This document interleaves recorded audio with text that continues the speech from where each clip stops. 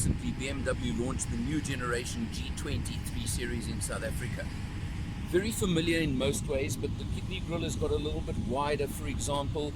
And on this particular one, you can see the M Sport kit that's on it. So you do get the lower profile tires, the bigger wheels, all these features, the little M badge over there, just in case you need to know about it. And 19-inch wheels on here. Of course, the really neat looking M Sport blue calipers over there as well. Just telling you, it does mean business. The lines, again, very, very familiar. But we'll show you just now, the car has grown a little bit, and that is important because the 3 Series may have been considered to be a little bit short on space in the old days. It's certainly grown up. In fact, this generation is probably bigger than a 5 Series of not long ago. You come to a very nice sized boot, about 360 odd litres of boot space in standard form. Very neat, very useful all round. What I didn't tell you, of course, that our particular test car is the 330i. That means it's powered by BMW's 2-litre petrol engine, turboed of course, and in this format 330 puts out 190 kilowatts, 400 newton meters of torque. Certainly enough to give you stonking performance. But let's check what it's like inside now, because that's obviously very, very important. I mentioned just now that previous generations of the 3 Series may have been criticized for lack of rear seat space. Well, how's this? Driver's seat set for me.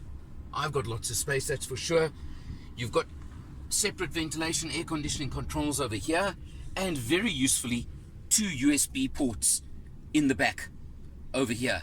So when the kids are in the back, they can be entertained. Most important.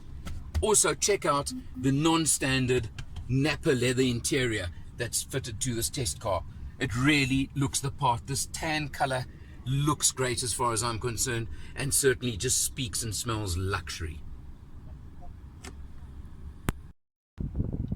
Behind the wheel of the new G20 Generation 3 Series, you'll see, of course, you've got the configurable dashboard, which is digital, gives you all the information you want, and can be changed just at the touch of a button. If I try and touch all of these, it'll take way too long. You've, of course, got your cruise control. You've got everything on this car because it is a true luxury car. But then you come across to the upgraded infotainment system over here. I'll show you a few things. Let's start off by telling you, we've done 500 kilometers so far on this test, and look at that fuel consumption. And I have been using Sport Plus a little bit as well, and we're averaging 7.2 litres per 100 kilometers. A lot of town driving, bit of freeway, I think that's exceptional.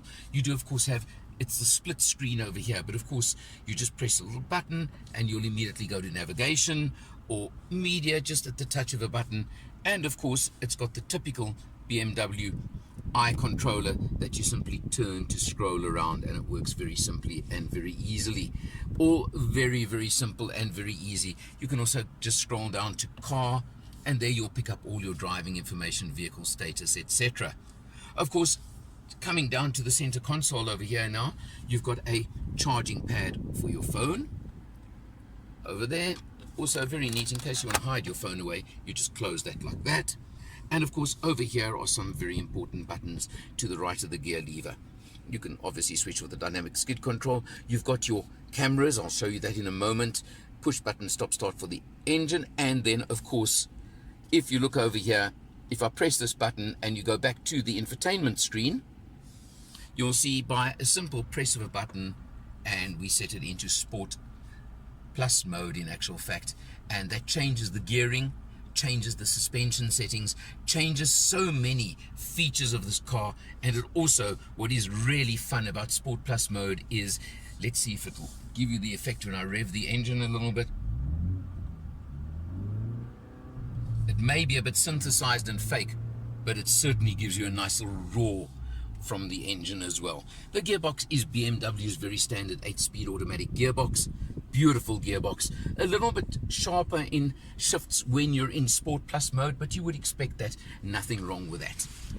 The particular car we're driving, I mentioned the special seats you've got. It is, as a media car normally is, loaded with extras. This one's got pretty much everything you could spec on this car. Upgraded headlights, upgraded infotainment system, electric seats for both driver and passenger, the sunroof. I could go on and on. Harman Kardon sound system.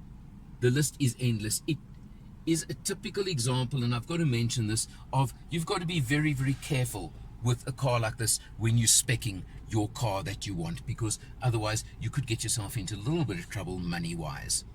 330i retails at 652,000 Rand, which of course includes BMW's 5-year warranty plus 5-year full maintenance plan, 100,000 kilometers.